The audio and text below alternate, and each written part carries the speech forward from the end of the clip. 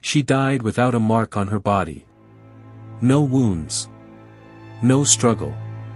Just silence. But what her autopsy revealed changed the course of forensic science forever. In a time when murderers could walk free for lack of evidence, one death changed everything. She was young, healthy, and wealthy, until one evening, she simply died.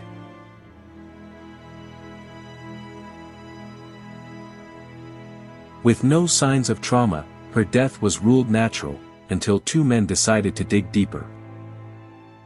Dr. Charles Norris and Alexander Gettler, names unknown to most, used science to challenge death itself.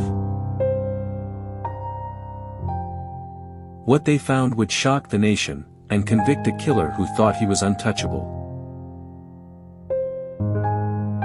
The courtroom erupted. The first murder conviction based purely on autopsy and toxicology.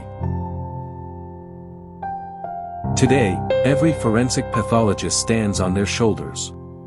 This was the autopsy that solved a murder, and changed forensics forever. Every story leaves a scar, and every scar has a story. Subscribe to Medley with Dr.Muneer for more true tales from the edge of medicine and mystery. Until next time, stay curious.